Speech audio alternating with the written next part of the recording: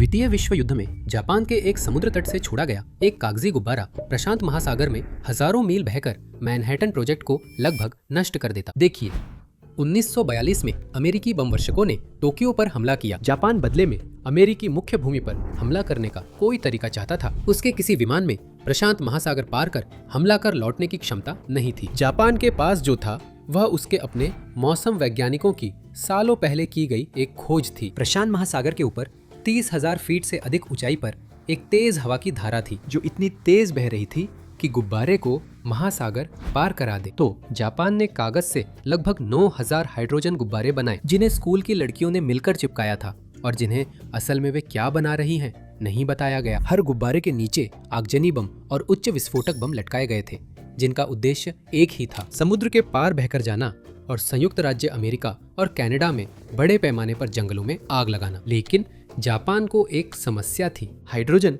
रात में तापमान गिरने पर सिकुड़ जाता है, जिससे गुब्बारे की उठान कम हो जाती है और वह नीचे आने लगता है। समस्या हल करने के लिए जापानी इंजीनियरों ने रेत की बोरियों से घिरा एल्यूमिनियम पहिया डिजाइन किया। गुब्बारा जब तय ऊंचाई से नीचे जाता तो प्रेशर स्विच खुद ब खुद एक बोरी गिरा देता था। फिर हल्का गुब्बारा ऊंचाई पर बहने वाली हवाओं में ऊपर चढ़ जाता था। इंजीनियरों ने इतनी रेत भरी थी जो करीब 3 रातों के लिए, यानी उत्तरी अमेरिका पहुंचने में लगने वाले समय भर के लिए काफी थी। जैसे ही आखिरी बोरी खत्म हो गई, वही तंत्र जो उन्होंने डिजाइन किया था बम छोड़ना शुरू कर देता था और एक फ्यूज जलाता था जो बाकी के ढांचे को नष्ट कर देता था। इससे वह क्या हुआ, इसका कोई सबूत नहीं बचता था। जापान ने करीब 9,000 गुब्बारे छोड़े, लेकिन महाद्वीप में सिर्फ 300 ही मिले और कई वर्षों की सबसे ज्यादा बारिश वाली सर्दी के कारण जापान को जिन आगों की उम्मीद थी वे लगभग नहीं लगी। लगभग हर मापदंड पर यह अभियान पूरी तरह से असफल रहा। सिवाय इसके,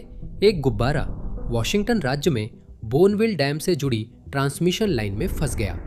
ये डैम हैनफोर्ड को बिजली सप्लाई करता था। ये गुप्त मैनहट्टन प्रोजेक्ट साइट थी जहां रिएक्टर अमेरिका के परमाणु हथियारों के लिए प्लूटोनियम बना रहे थे। शॉर्ट सर्किट के कारण रिएक्टर अपने आप बंद हो गए। सौभाग्य से आपातकालीन बैकअप सिस्टम ने तुरंत बिजली बहाल कर दी।